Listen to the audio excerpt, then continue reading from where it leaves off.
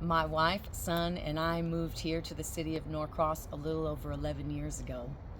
We were looking at numerous cities outside of Atlanta and arrived in Norcross on Memorial Day 2014.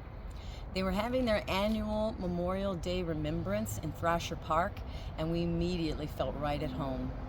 The park and the historic neighborhood were extremely charming, and the diversity in the park was extraordinary. We were also impressed with the local schools, seeing as our son was entering kindergarten the year we moved here. One of my favorite parts now is still the schools. Our son is an honor student at Paul Duke High School, and we couldn't be more grateful for the opportunity he has been given in attending this highly rated school. The diverse community we have been a part of for over 11 years is what I love the most. The love and support I have personally received from our community has been like nothing I have ever experienced. I live in a city full of caring people who I have watched time and time again collect resources and their voices to support those in need. Norcross has beautiful character inside and out. I believe we need to focus on restoring the historic buildings that house some of the local small businesses downtown.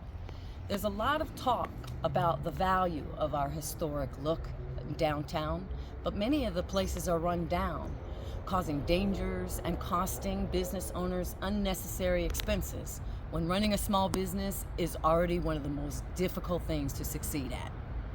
I also believe that the east side of Buford Highway needs our attention. I see that there are plans to develop townhomes, apartments, and restaurant directly across the street from our new library. But my main concern is it going to be focused on the communities that are already living and running their small businesses there? Or will they be pushed out for the new? I love our new library, but tearing down the Plaza Latina, a popular gathering and shopping center for over 20 years, and not reinvesting back into the Hispanic community was irresponsible in my opinion. East side of Buford makes up nearly half of the total population in Norcross, and it is my intention to make sure that all of Norcross citizens are represented and that they too have beautiful, new, and upgraded places to live, shop, and eat. The city of Norcross has the highest density of extended stay hotels in Gwinnett County, and these citizens are often ostracized from the rest of the community.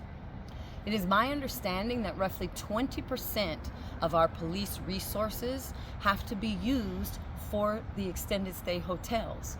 And it is my belief that if we invest in the citizens who are in most need, they too will become thriving members of our society.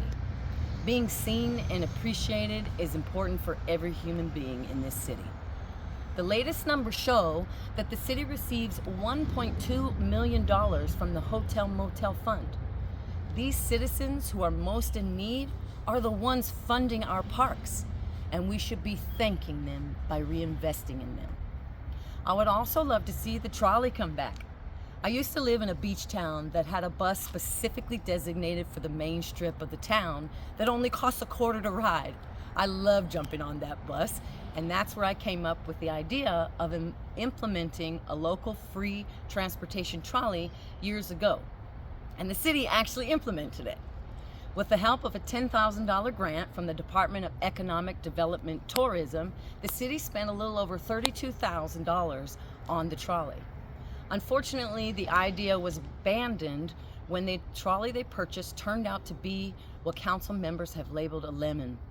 There are lemon laws in the state of Georgia that protect us from losing our money on a vehicle with persistent problems that cannot be fixed. But I have seen no evidence that the city pursued any action to protect our investment as taxpayers. I'm not here to waste your hard-earned money, but I think it's worth another shot, because this helps to solve one of the main issues that comes up in our city, and that's parking.